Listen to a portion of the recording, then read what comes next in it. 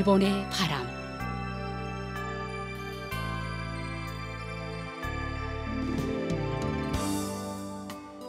청취자 여러분 안녕하십니까? 일본 정부가 전해드리고 있는 방송 일본의 바람입니다. 저희 방송은 납치 문제를 중심으로 일본과 북조선 관련 뉴스 그리고 일본의 현재 모습과 일본 음악을 보내드리고 있습니다. 아시다시피 일본과 북조선 사이에는 일본인 납치 문제가 여전히 해결되지 않은 현안으로 남아 있습니다. 북조선에 의해 납치된 일본인 가운데 5명은 돌아왔지만 그 밖에 많은 피해자들은 생사 여부조차 모르는 채 아직까지 고향으로 돌아오지 못하고 있습니다. 일본 정부는 북조선 측에 모든 피해자들의 안전을 확보하고 그들을 즉각 귀국시킬 것을 강력히 요구하고 있습니다. 일본과 북조선은 이웃에 있음에도 불구하고 아직까지 공식적으로 외교 관계를 맺지 못하고 있습니다. 일본 정부는 불행했던 과거를 청산하고 납치 문제를 비롯한 여러 현안들을 해결해 국교 정상화를 실현시킬 방침입니다. 그래서 저희 방송에서는 일본과 북조선 사이에 가로놓여 있는 가장 중요한 과제인 일본인 납치 문제를 중심으로 다루고 있습니다.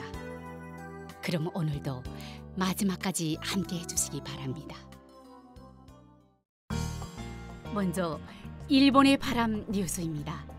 작년 12월 16일 도쿄 시내에서 일본 정부 주최로 모든 납치 피해자의 하루라도 빠른 귀국 실현을 위하여 라는 주제로 납치 문제에 관한 강연회가 개최되었습니다. 본 강연회는 매년 12월 10일부터 16일까지로 지정된 북조선 인권침해 문제 계몽 주간 행사의 일환으로 납치 피해자 가족들의 목소리 등을 듣고 일본 국민의 납치 문제에 대한 이해를 높여 하루빨리 납치 피해자의 귀국 실현으로 이어지도록 하는 것을 목적으로 개최한 것입니다. 오늘은 본 강연회에서 말씀을 해주신 납치 피해자 타구치 야에코 씨의 장남이자 납치 피해자 가족연락회 사무국장인 이즈카 코이치로 씨의 발언을 소개해드리겠습니다.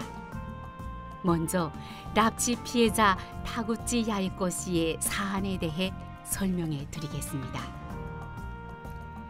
1978년 6월경 타구치 야에코 씨는 도쿄 타카다노바바의 아기용 전문시설에 2살과 1살의 아이를 맡긴 채 행방불명되었습니다. 그때 나이 22살이었습니다. 이후 조사와 수사를 통해 북조선에 납치당한 것으로 보여집니다. 1987년 11월 대한항공기 폭파 사건으로 유죄 판결을 받은 북조선 공작원 김현희는 리은혜라는 여성에게서 일본인의 언어와 습관 등을 배웠다고 주장하고 있습니다. 리은혜가 실종된 타구치 씨와 동일 인물로 보입니다. 북조선은 또 타구치 씨가 1984년 같은 납치 피해자 하라 타다 아키 씨와 결혼해 1986년 하라 씨의 병사 후 곧바로 자동차 사고로 사망했다며 2002년 9월 타구치 씨의 사망 확인서를 제출했습니다. 그러나 이 확인서는 당시의 일본 조사단 방문 시에 서둘러 작성한 것임을 2004년에 1조 실무자 협의에서 인정하고 있습니다. 결혼에 대해서도 귀국한 납치 피해자는 타구치 씨와는 1986년 7월경까지 같은 초대소에 있었지만 타구치 씨와 하라 씨의 결혼 사실은 없었다고 증언했습니다. 이처럼 타구치 씨의 신상에 대한 북조선의 설명은 신빙성이 의심스럽고 타구치 씨는 1986년 사망했다는 북조선 측의 주장을 받아들일 수 없습니다.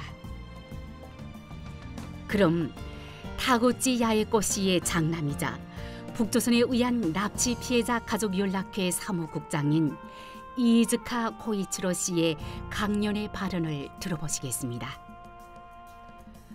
올해도 벌써 12월로 얼마 남지 않았습니다. 이 시기가 되면 전 가족회 대표이자 저를 길러주신 양부인 이즈카 시기호가 올해도 납치 피해자를 구하지 못했다.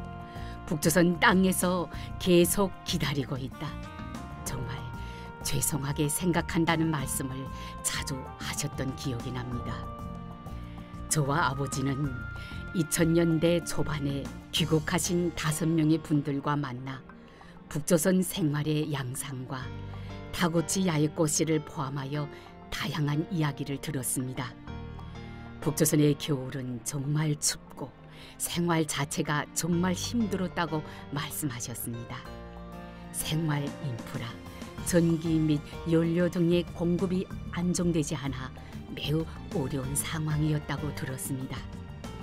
그리고 각각의 집에는 온돌이라는 마루 밑에서 장작과 연료를 지피면서 집안 전체를 따뜻하게 하는 난방이 있는데 어느 정도 우대를 받는 외국인이라고 해도 그 연료 공급이 안정되지 않아 부족했기 때문에 항상 방 안에서조차 매우 추웠다고 합니다. 그래서 가족들이 입을 수 있는 옷은 다 입고 정말 방 한쪽에서 가족들이 전부 모여서 추위를 견뎠다고 들었습니다. 납치 피해자들은 북조선에서 우리 일본인처럼 언제든지 원하는 것을 먹을 수 있는 것도 아니고 생활 환경도 충분하지 않아 자유는 일절 없고 같은 초대소에서 살고 있는 북조선인들에게 감시를 받으며 살고 있는 것으로 알고 있습니다. 그런 가운데 제 어머니 다구치 야에코는 북조선 생활 속에서 영화에 나오는 아이 모습을 보고 자주 눈물을 흘렸고 밤에는 저나 제 누나 등 자식들을 떠올리며 눈물을 흘렸다고 들었습니다. 북조선에서 어떻게 생활하는지 그 전모는 알 수 없습니다. 다만 납치 피해자들은 그저 고독을 느끼고 그저 어린 자식 생각, 그저 일본을 떠올리며 살고 있을 것이라고 생각합니다. 게다가 그게 45년이라는 긴 세월입니다. 인생의 절반 이상입니다. 그녀가 다구치 야에코 씨가, 요코타 메구미 씨가, 그리고 납치 피해자가 무엇을 했다는 겁니까? 단지 납치 피해자분들은 각자 자신이 나름대로 열심히 삶을 살고 있었을 뿐입니다. 그것이 북조선의 극악한 불합리한 이유로 납치되어 북조선 땅으로 끌려갔으며 삶의 많은 시간과 꿈과 희망도 계속해서 빼앗기고 있는 것입니다. 그리고 그것은 지금도 현재 진행형으로 진행되고 있습니다. 그러므로 한시라도 빨리 북조선 땅에서 납치 피해자를 구출할 필요가 있습니다. 거듭 말씀드리겠습니다. 45년입니다. 이 엄청나게 오랜 시간이 경과해 버린 결과 진정한 해결을 위해 남아있는 시간은 길지 않습니다. 북조선에 있는 납치 피해자들이 살아있을 때 살아서 건강하게 귀국을 하고 일본에서 돌아오기를 기다리는 가족들도 건강한 모습으로 눈물을 흘리며 상봉을 기뻐하는 모습을 우리가 볼 수 없다면 진정한 해결이 될 수 없습니다. 더 이상 납치 피해자와 그 가족, 특히 부모 세대인 아리모토 아키히로 씨, 요코타 사키에 씨가 상봉하지 못하고 가족 사이를 죽음이 갈라놓게 된다면 우리는 지금까지와는 달리 더 이상 심정을 억누르지 않고 북조선을 증오하고 분노로 바라볼 수밖에 없을 것입니다. 지금까지와는 다른 형태로 북조선에 대해 주장하게 되어 투쟁하게 될 것이라고 생각합니다. 솔직히 우리의 리성을 유지할 수 있는 것은 지금이 거의 한계치라고 저는 생각합니다. 또한 최근 몇 년간 일본에서 가족의 귀국을 기다리던 가족들이 돌아가셨습니다. 2020년에는 요코타 시게로 씨와 아리모토 카요코 씨가, 2021년에는 다고치 야에코 씨의 맏형이자 저를 길러주신 양부모인 이즈카 시게오 씨가, 또 지난달 11월에는 기타노 마사오 씨 등이 유명을 달리했습니다. 이제 그들은 가족을 만날 수가 없습니다. 일본 정부는 진심으로 납치 피해자의 구출을 생각하고 있습니까? 만약 앞으로 또 불행한 일이 일어난다면 지금까지 가족이 돌아가셨을 때와 마찬가지로 동안의 극치라는 말로 끝낼 겁니까? 왜 북조선에 더 강력하게 일조 순회 회담 개최를 계속적으로 호소할 수 없는 것입니까? 매일이든 매주든 매월이든 일본 총리 및 일본 정부가 우리는 한시도 납치 피해자를 잊지 않고 있다, 당신들을 반드시 구출하겠다고 더욱 목소리를 높여주시기를 바랍니다.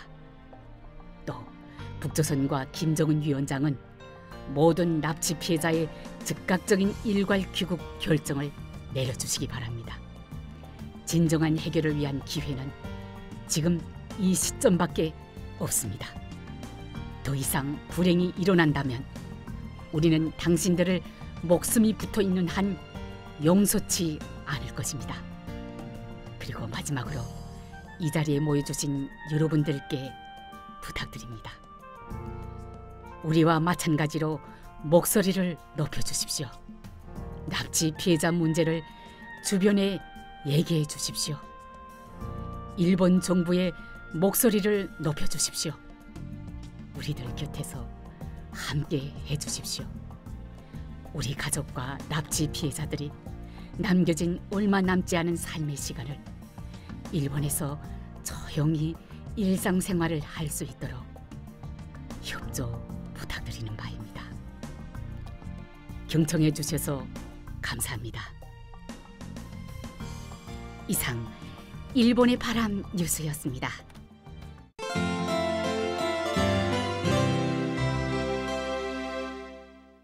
이어서 일본에 살고 있는 북조선 출신인의 일본 문화 소개 코너를 보내드립니다. 북조선의 청취자 여러분, 2024년 새해를 즐겁게 보내셨습니까? 설의 북조선은 이틀간의 휴식이었다고 들었습니다만 일본에서는 음력설은 쉬지 않고 신령만 축일이기 때문에 12월 30일부터 1월 3일까지 5일간의 휴식이었습니다. 오늘의 일본 문화 소개 코너에서는 일본의 설 문화에 대하여 저희 체험과 함께 소개해 드리려고 합니다. 일본과 아시아 나라들에서는 올해는 간지로 룡리해라고 부릅니다. 12지는 고대 중국의 민간 신앙에서 유래되었고 그 후 아시아의 여러 나라로 전해졌다고 합니다. 연을 12종류의 동물에 비유한 유에 과거에는 시간과 방각을 나타내는 경우도 있었습니다. 일설에는 세계에서 가장 오래된 장편 소설이라고 하는 11세기 초에 쓰여진 겐지 이야기에도 룡리해에 대한 내용이 있다고 합니다. 룡리해에는 과학적인 근거는 없다고 합니다만 인생 속에서 재앙이 내리기 쉽다고 되어 오래전부터 일본인의 생활에 뿌리 깊게 믿는 풍습이 있다고 합니다. 한국에서는 올해를 청룡의 해라고 부르고 있습니다만 북조선에서도 사람들 사이에서 전해져 거의 모든 주민들이 알고 있다고 생각합니다. 북조선 당국은 선조들이 1000년 이상이나 사용해온 간지를 인정하지 않고 달력에도 표기하지 않고 있습니다만 주민들 속에서는 간지에 대해 전해져 오고 있어 전통 문화를 완전히 없애기는 어려운 것 같습니다. 북조선의 청취자 여러분, 북조선에서는 설은 유일하게 정치적인 의미가 없는 명절이라고 생각합니다만 설은 일본인들에게도 가장 큰 명절입니다. 설에 떡을 먹고 세뱃돈, 연하장 교환 등 북조선과 일본의 설 명절 문화는 비슷한 점도 있지만 다른 점도 아주 많습니다.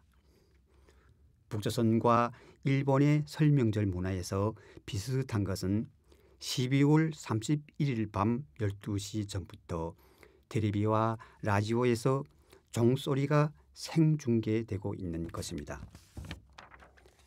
북조선에서는 평양의 종으로 소개하고 있습니다만 일본에서는 제야의 종으로 불리우고 있습니다.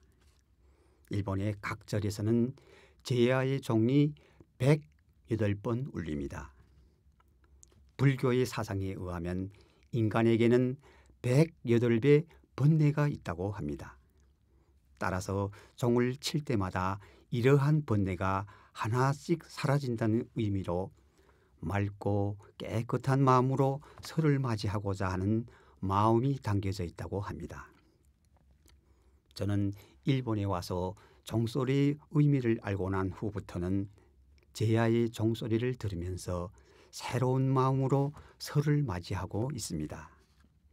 청취자 여러분들도 내년 설에 평양의 종소리를 들으시면서 마음속으로 자신의 번뇌가 사라지기를 기원해 보시는 것도 나쁘지 않을 것이라 생각합니다. 북조선에서 설 전날 밤은 가정주부가 가장 바쁜 날이라고 생각합니다. 가정주부들은 몇 달 전부터 준비해둔 귀중한 식재료로 하룻밤 걸쳐서 설 요리를 만들고 밤에도 잠들 수 없지만 가족을 위해 그렇게 고생하는 것을 당연한 것으로 받아들이고 있습니다. 일본에서는 평일에도 셀 수 없을 정도의 요리가 판매되고 있어 설 전부터 전통 요리의 오세지 요리를 판매하고 있기 때문에 비록 가정에서 요리를 하지 않아도 설 요리를 즐길 수도 있습니다. 오세지 요리는 본성이 높은 맛있고 영양이 많은 식재료로 만들어 찬압에 담은 설 명절용 요리입니다.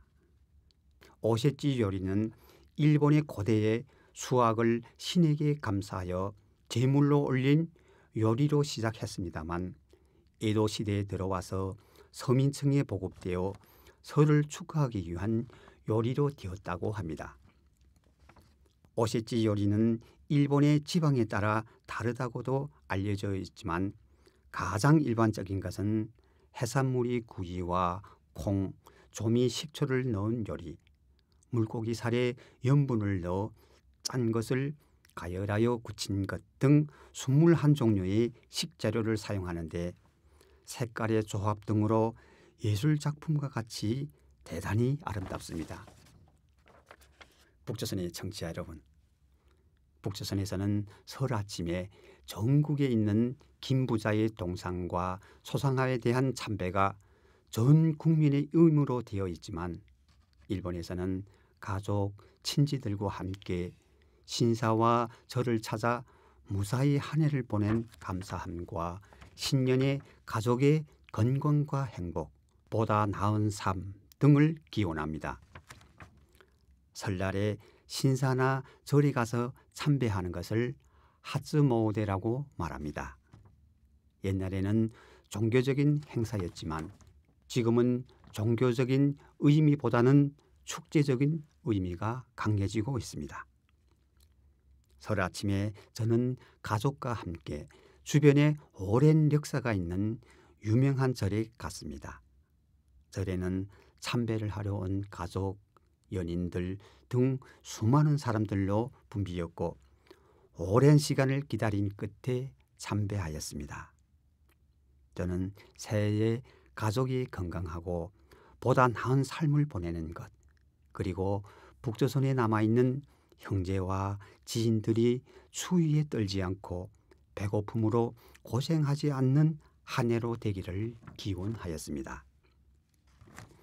북조선에서는 무사 안녕을 소원하는 행위는 미신 행위로 금기시되어 있고 경우에 따라서는 엄중한 처벌까지 받습니다만 그럼에도 불구하고 최근 고통에서 벗어나기 위해 소위 미신 행위가 더욱 성행하고 있다는 뉴스를 보았습니다. 한국통계청과 한국은행에 따르면 북조선 경제는 지난 몇 년간 마이너스 성장이 계속되고 있다고 들었습니다. 이는 북조선에 의한 잇따른 탄도미사일 발사 실험 등에 대한 국제사회의 제재와 북조선 당국에 의한 외국과의 인적, 물적 제한 조치에 의한 것으로 보이는데 이러한 북조선 주민들의 어려운 경제 상황을 고려하지 않고 최근 북조선 당국은 올해 안에 정찰위성 3기의 발사와 핵무기 증강에 박차를 가하겠다고 발표해 여전히 군사 우선의 자세를 나타냈습니다. 올해에도 여러분들의 밝은 미래를 좀처럼 기대할 수 없는 것이 정말 유감이라고 생각합니다. 오늘의 일본 문화 속의 코너에서는 일본의 설 문화에 대하여 저희 체험과 함께 소개해 드렸습니다. 일본 문화 속의 코너를 청취하고 계시는 북조선의 여러분 대단히 감사합니다. 안녕히 계십시오. 이상 일본 문화 속의 코너였습니다.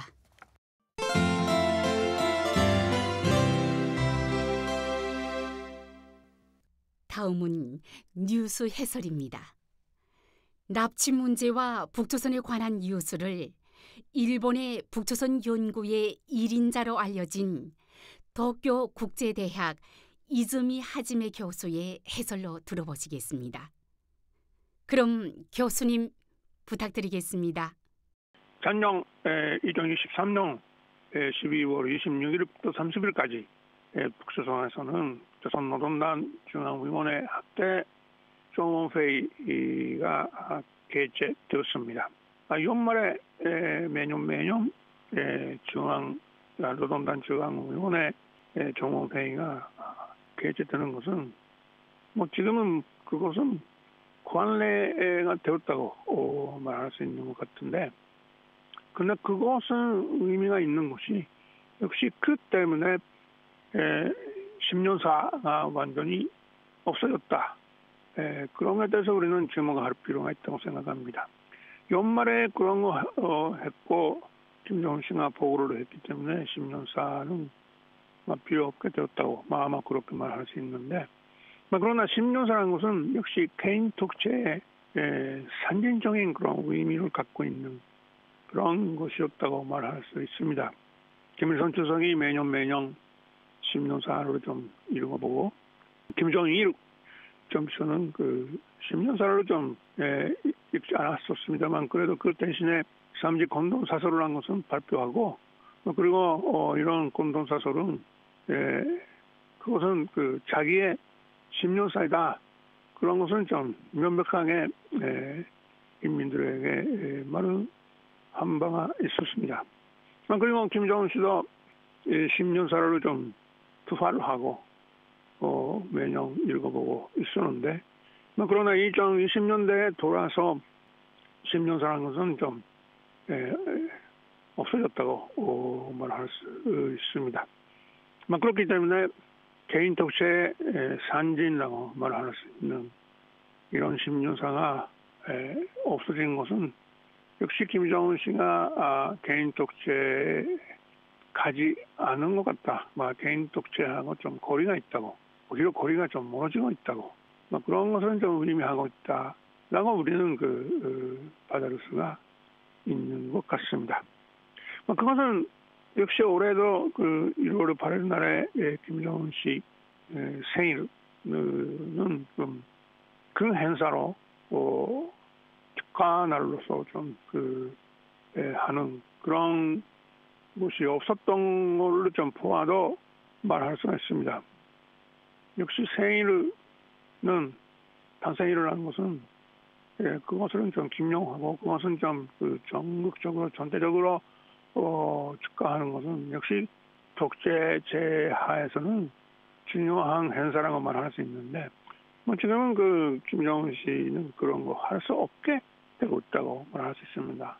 그리고 아직은 몇 년 살난 것도 공개가 되지 않은데 일부러 발표한 것이 좀 우리가 알고 있습니다만 몇 년 살난 것은 공개되지 않기 때문에 모르겠는데 그렇다면 이런 너무 개인 독서에 중요한 생일, 탄생이라는 것은 김정은하고 하는 행사는 앞으로도 하지 않을 거라고 그런 가능성 역시 많아지고 있다고 말할 수 있고 그것은 심유사가 없어지는 거하고 너무 깊은 관계가 있다고 말할 수 있는 것 같습니다. 이번 정의원의 정원회의에서 한 김정은 점수의 보고를 좀 본다면 하나 좀 질문을 좀 받았던 것은 역시 한국과 관계, 분남 관계라는 것은 적대 관계에 있다는 것은 명백하게 말하고 돈이라는 것은 좀 부정했던 것이었습니다. 김정은 씨는 이번에 보고에서는 분남 관계는 그 돈적 관계, 돈적 관계가 아닌 적대적인 좀 양국 관계, 전쟁 중에 있는 그 교정국 관계 그런 거에 좀 완전히 고착되었다고 그렇게 말을 했고 한국 쪽에서 보수 정권 나와도 좌파 정권 나와더라도 관계없이 이런 통일의 상대방으로 될 수 없다고 그런 식으로 명백하게 이야기를 했었습니다. 최선이 좀 통일한 것은 좀 실질적으로 조용히 포기했던 것은 아마 2019년 이후이고 그것은 몇 번째가 지적으로 좀 했었습니다만 이번에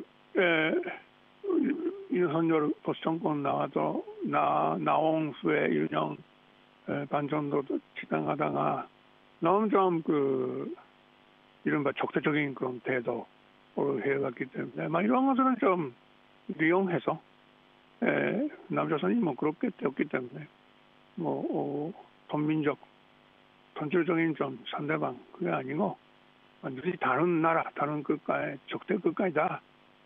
전쟁 중이다 지금 그런 것 좀 다시 한번 확인했고 앞으로 통일한 것은 좀 축하하지 않겠다라는 것은 명백하게 이야기를 했었다고. 그것은 한편에서는 통일한 부담이 가벼워지도록 통일한 가업을 한 것은 역시 무거운 가업이라는 것도 물론 사실이기 때문에 이런 거에서 좀 통일을 보리다가 좀 가벼워졌다. 그런 것은 사실이라고 말할 수 있습니다만 그러나 통일한 목표를 좀 지금 보지 않게 되었다면 역시 그 대신에 경제 발전이라는 것은 반드시 열심히 해야 되게 되었다. 인민생활의 향상하는 것도 더 심각하게 진지하게 좀 해야 되는 그 과제가 되었다고 말할 수 있는데 그것은 너무 무거운 과제가 생겼다고 그렇게 말할 수 있습니다.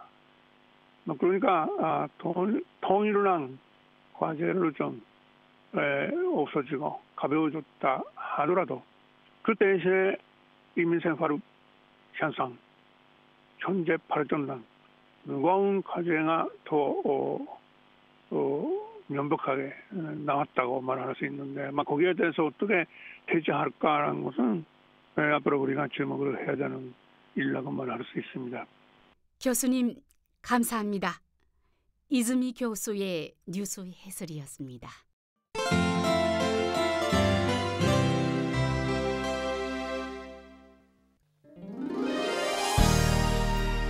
북조선에 계신 납치 피해자 여러분, 이번 주 일본의 바람 어떠셨습니까? 이제 헤어질 시간이네요. 그럼 다음 시간에 뵙겠습니다. 안녕히 계십시오.